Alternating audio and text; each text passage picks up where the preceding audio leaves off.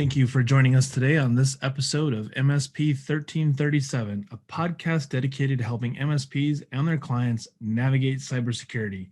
I'm your host, Chris Johnson, and before we get started, I would like to take a moment to thank our sponsor, VCIO Toolbox. If you're looking to strengthen your client relationships, improve retention, and shorten long sales cycles, check out VCIO Toolbox, the strategic account management platform that helps MSPs get closer to their clients. To find out more, head over to vciotoolbox.com. Now on with the show.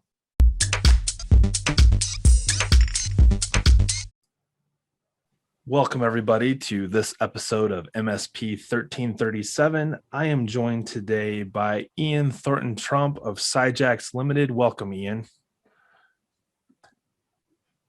Ian just froze on me, so we'll see if he comes back. There he is. Yeah, just a blip as soon as we started recording. Do you want to try the intro again? No, this is a raw conversation, and the gods that be are saying, no, you can't have this conversation, and we are going to thrive and push through. So, Ian, welcome to the show. I appreciate you joining me this morning. Thanks. Anything that's got 1337 has my vote of approval. So, all right. So, it's awesome. So this is an interesting one. We've been chatting prior to getting this show going, and you used the phrase "the Great America Recovery," and I think it's really interesting that that's the phrase you used. You know, calling to me from across the pond, if you will, to be looking at. And this is a global recovery, but we'll focus a little bit on the America, if you will. So what sort of got stuck in your head where you're like, the Great America Recovery? Why that phrase?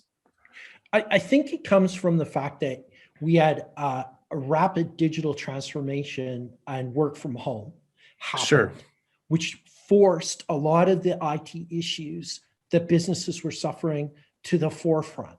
Okay. The ability to say transition to cloud, the infrastructure safe if I can touch it, feel it, those types of things. Yeah. And at the same time, we saw the threat landscape explode.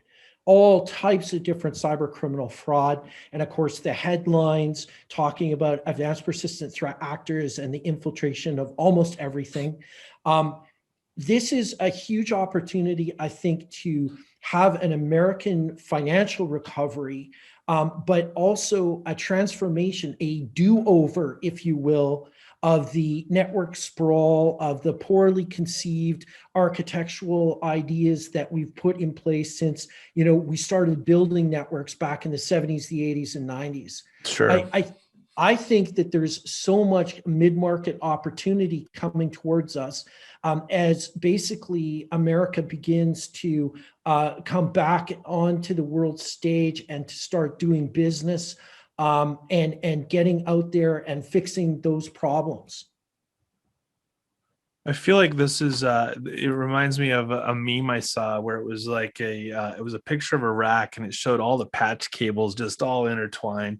And it said in the event of a cyber attack, break glass and pull cables. Yeah. Which is really what you're talking about, right? Like we were so overzealous in going, I'm going to have the bigger, taller, wider, more bandwidth, more whatever, that we didn't focus on how to do that cleanly. We just focused on getting it done and having it work. Yeah, and I think the mid-market experience was really a challenge to keep those IT systems running week to week, if not, month to month. MSPs come into this space and they realize that onboarding a new customer that has a horrific infrastructure is only going to cost them money to slowly but surely, through support tickets, remediate that entire network. And I think MSPs grew up pretty quickly and said, because of your lack of investment, Mr. Customer, to get you to the work from home panacea, to migrate your on-premise to the cloud, to help you choose the right SaaS offerings to guide your business, that's going to be an expensive endeavor. And when you're in the midst of a crisis, right, you open up the pocketbooks, because what happened to a lot of American small businesses is an existential threat of the economic turndown, and then of course the work from home. And if your network and your facilities couldn't handle the sudden migration of your employees into lockdown, it became an existential threat to that business. Now, what that was an incredible story about resilience and about suddenly creating access where there were huge challenges. I know many MSPs immediately started rolling out laptops. Like, it was boon times for laptop deployments. But mistakes were made. And those mistakes include things like deployment of remote desktop protocol servers without firewalling them off properly, or without putting a multi-factor authentication solution into place. And so what happened was a lot of risk suddenly arrived on the business, and in a lot of cases the folks didn't realize the level of risk that they had accumulated as a result of that rapid transformation. Let's rewind for a second and then we'll fast forward, because I feel like we dropped right into like the middle of some of the things that are really critical to share with the audience. But if we rewind back to, say, roughly 2014, 2015, where cloud suddenly grew up, if you will, and maybe growing up's not the right word, but for the SMB space especially, it became affordable. It became, in many cases, more affordable than even on-prem type stuff. But there was still this hesitation, primarily around the security of it, because Huge. any SMB, even mid-market, that had infrastructure built out in their offices or in the quote data center, they felt like that they had a handle on securing it, because we were still in this sort of like infancy stage of, do we trust that Microsoft, like, because Amazon and Google, like, they would not do a good job at this, like, there's, why is there skepticism at this juncture? I don't know, because it was definitely premature for them to even consider that wasn't more secure. But you kind of look at this and go, as we were going down this path of embracing cloud that was here to stay, we heard things in the industry, whether it be from the different survey polls, you name it, they would say, if you're an MSP and in the next 3 to 5 years you haven't migrated your clients to the cloud, you're out of business. Or we heard that with break fix to managed services. We will always hear these things, right? So what's interesting to me is the one thing that was missing, truly missing, was really a security from a security vendor play piece, right? So when we talk about firewalls in the data center, we're talking about a physical appliance, right? In my office, we're talking about physical appliance. Well, cloud comes along, and how do you physically put your firewall into a virtual space when the firewall is still physical? And I think we talked about this a little bit as we were talking briefly about sort of the SolarWinds Orion thing and what the Orion product was really about and how it was meant to be used. You have an on-prem product that was suddenly being slammed, square peg, round hole, slammed into, please do this for my cloud ecosystem.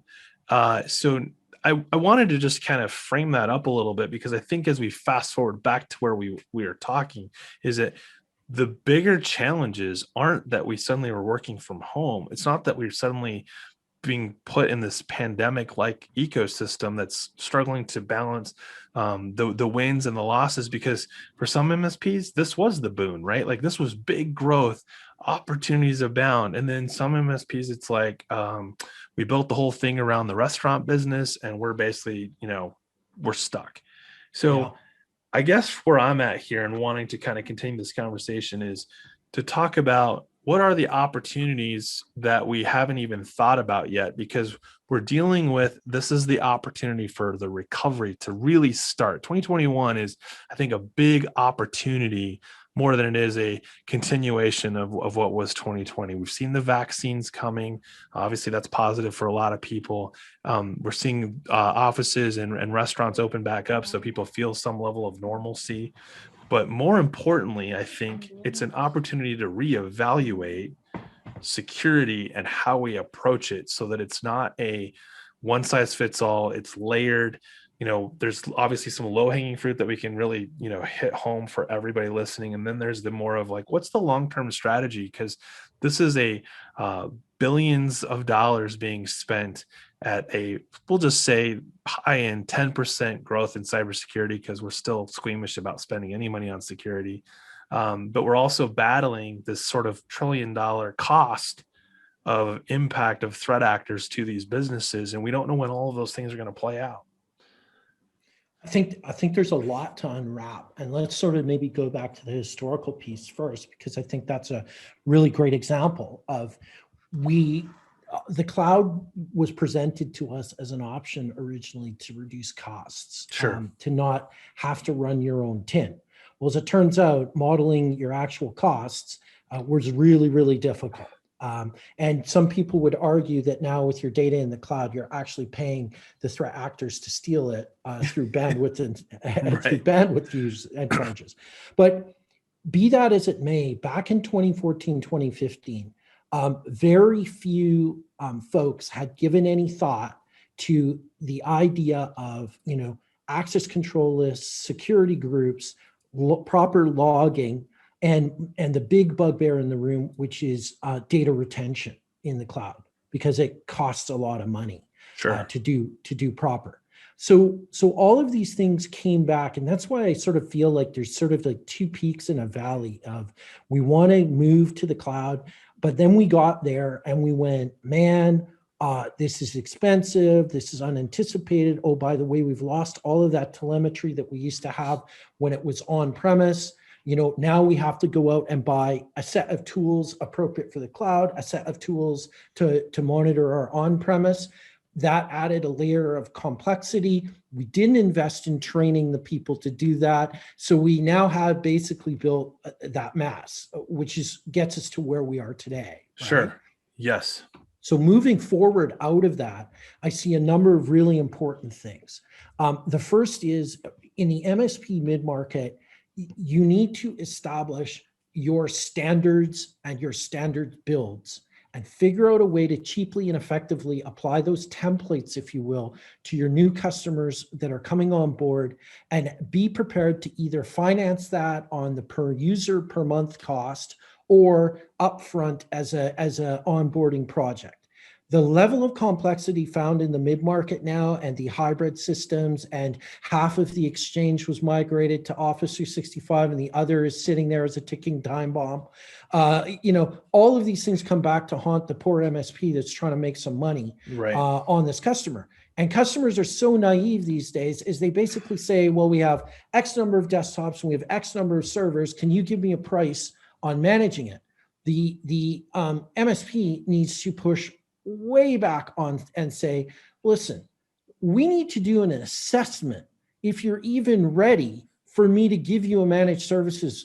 And you get on premise, and then you find that their networking stack isn't managed. They complain about voice over IP and conference calling impacts their ability to use their apps. You essentially have a network that is vintage 1995, and you're trying to run 2020 apps on it, and it just isn't going to fly.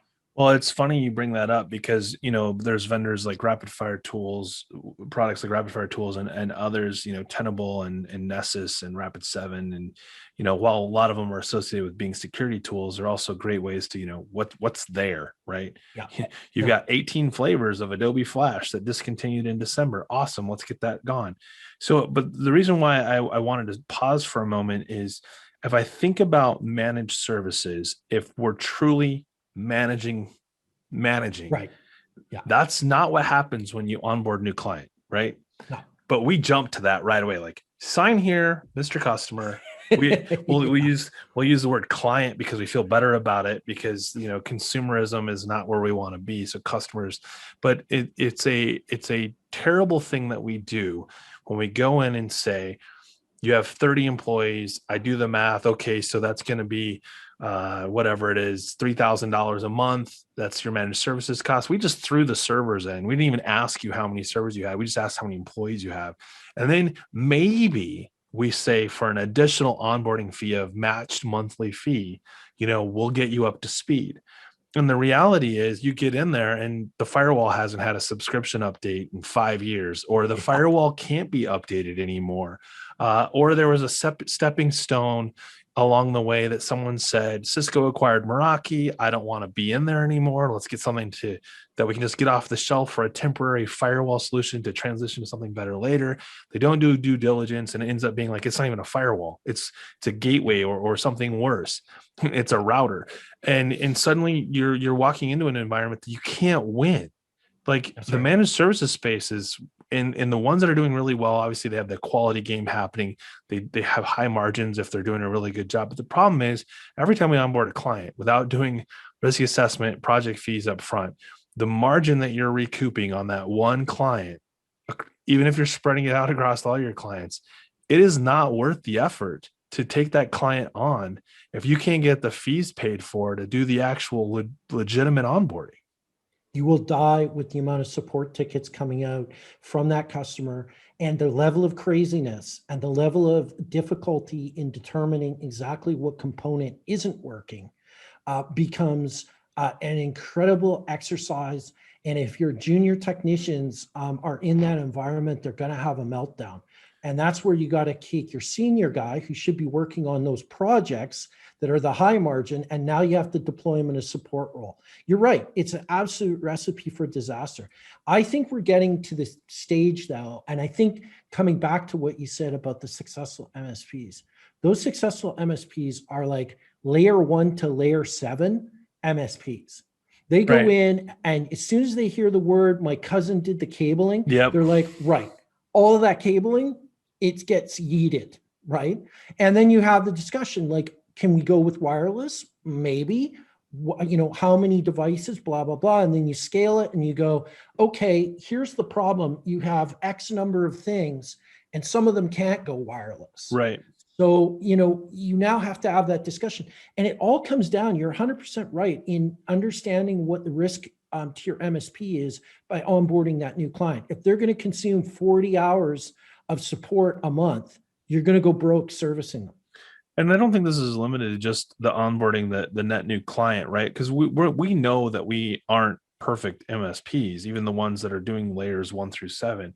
I would create the added argument that if you aren't doing, and I know this gets thrown around a lot, so I will take the slap in the face for this one, the CIO role, right? The account management role, which is I think quickly becoming, whether you want it to be or not, sort of a CISO role of sorts is included in this because you're being asked for that level of input for expertise that you may or may not have. And I think the MSPs that have been doing that, they are poised to be successful with existing clients because they can say, threat landscape's changed.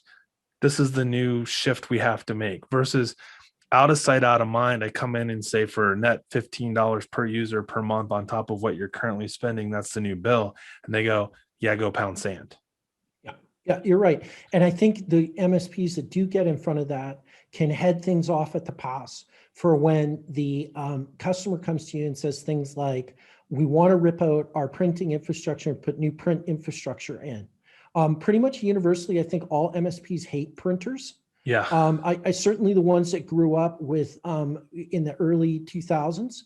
The nightmare that unveils, you have to really ask yourself, is the organization really going to benefit from it? Because they're going to get a giant bill from us as we try to figure out how their bespoke stuff works with these new printers. It's not as easy, especially when you're inheriting SMB type of applications that still might be client server.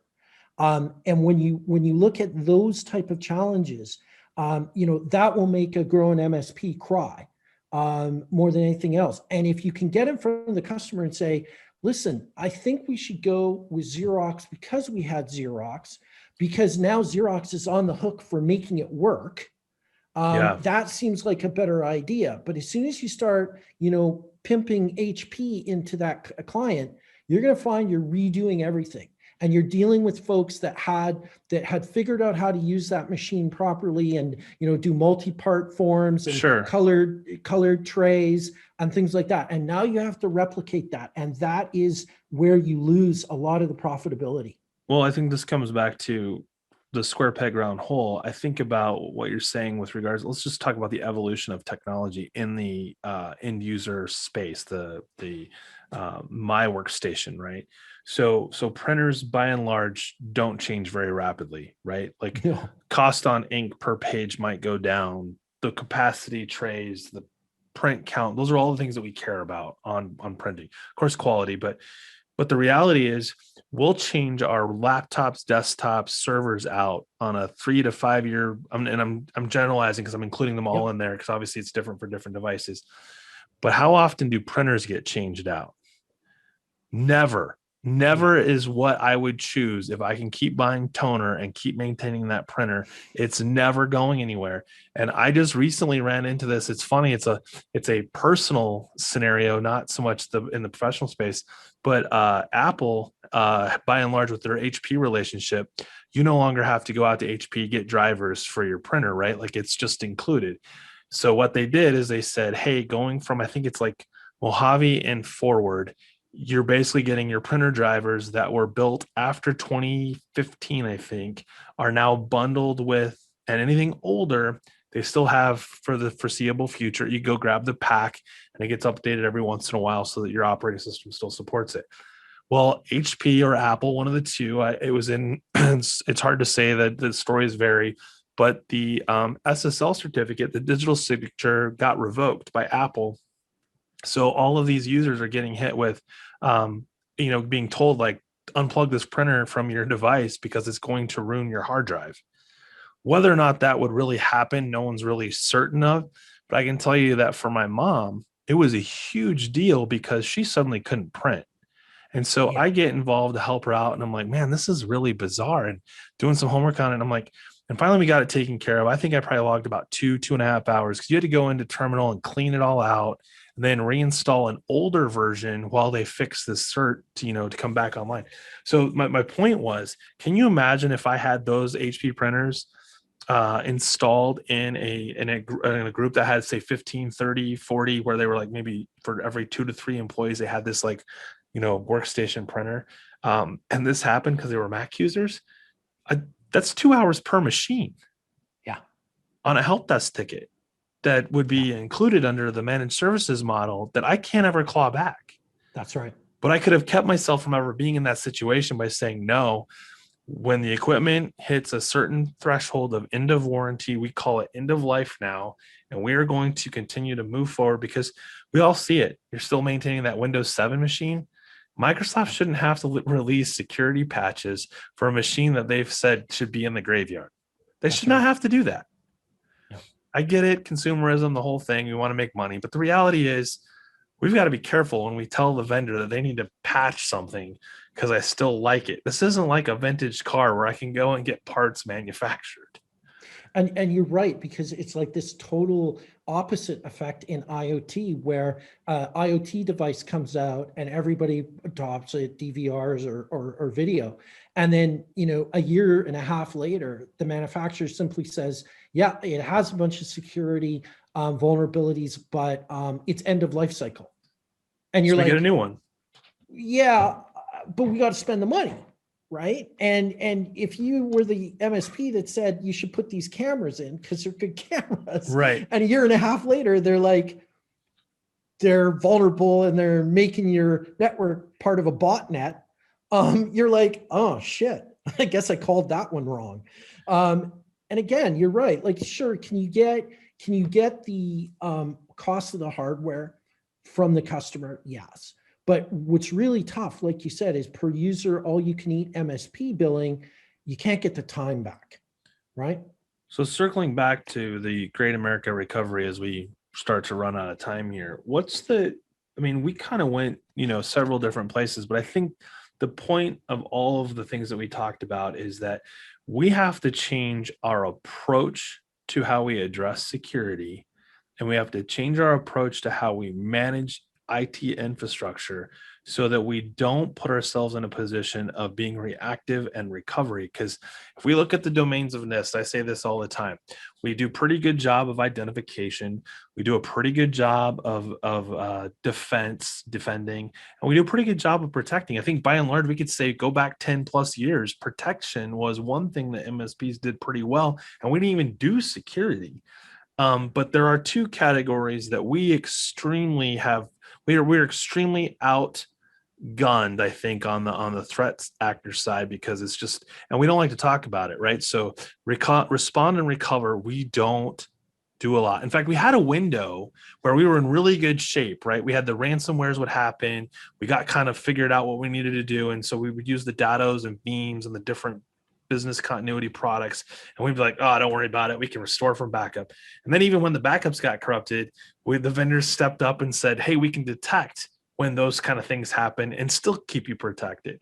But now we're in a situation where the data can be taken, which doesn't help us. And we're back to, we've got to have a plan for incident response plans. We got to have a, vendor response plans, and we got to have a response for what happens to those around us to share with our clients, like the SolarWinds. So as we close this out, we look back at the Greater America recovery, because I think we have this most beautiful opportunity. I think that, like you said, to change infrastructure, to actually get it right this time. What's the sort of like takeaway that you would give our audience to say, hey, this is what I think you should be thinking about and what you should be doing, as they get involved with MSP-Ignite and other peer groups, as they start thinking through, how do I get my own house in order before I take this to my clients, and I'll leave it at that. Go. Sure. So I think you hit the nail on the head. MSPs were pretty good, and same with mid-market firms, of knowing where their data is. Now we need to next level it and know where the data is going. Okay. So we need to be able to understand what normal operations look like from a network perspective. And when they become not normal, we need to figure out why, and we need to move fast on that. We need logging to figure out what the heck happened. A lot of the times when something is going on inside a network, logging has been poor or non-existent or turned off, and we have no way of really doing a meaningful investigation, or you're even calling in forensics analysts to do an investigation if the fundamental architecture isn't there in the first place. And lastly, our two greatest problems that we have right now in the industry are identity management. So multi-factor authentication is the way forward. If you're putting apps out on the internet, if you're putting services out on the internet, and you don't have multi-factor authentication offered by the vendor or as an option instead of something that's mandatory, then you're really doing your customers a disservice in 2021. In fact, it's gotten so bad in the EU and UK in terms of financial services that they passed something called the SCA, or Secure Customer Authentication, which is a mandatory multi-factor authentication solution for any financial transaction online. That's going to have a huge impact on reducing fraud. It's not going to eliminate it, but it's certainly going to hopefully allow for these shopping cart apps, these, the WooCommerces of the world, to not put stuff that's risky out there, and allow for a more secure transaction for customers. Ultimately, MSPs have to eat their own dog food. If you're asking your customers to do multi-factor authentication, You have to do it. And that may be a bit of a learning curve, but I'm telling you, the payback will be immense. You made me think about an analogy to this, and that is thinking about car accidents, right? There's car accidents happen all the time for varying reasons, but things that have evolved over the years. We've got better airbags. We've got better seatbelt functionality, where they don't just lock in place and no one wants to wear them. They kind of have some flex to them, right? We've got brakes on our vehicles. We no longer just coast. We've put in signs and infrastructure to help us navigate, to say, hey, you should be slowing down because you're going to go around a corner. None of these things keep the accidents from just happening, right? But they are all things that over the years have continued to improve the resiliency of someone surviving that accident. And I believe that that is from where I'm sitting, if we approach this from the standpoint of the car is going to evolve and it needs to evolve faster, and the things that I do to that car are really up to me, not my mechanic anymore, then what would you do differently? And it's like, well, I'd probably take better care of my car, right? I'd be more proactive at changing my own oil, not because I want to change oil, but I know that if I don't, I'm buying another car and I can't afford to buy another car. None of our clients can afford to just start over with net new infrastructure. And I don't know how many times I've seen that happen with ransomware. So the reality is, to what you just said, we have to change. And you're saying, if I understand you correct, start with identity management, because that's an easy win. And most of the vendors we work with have already started the process. If they're not requiring it, they're at least making it optional. 100% agree. Couldn't have said it better. All right. Well, with that, I'd like to thank you for being on the show this week. And for everybody else, try to enjoy the rest of your week.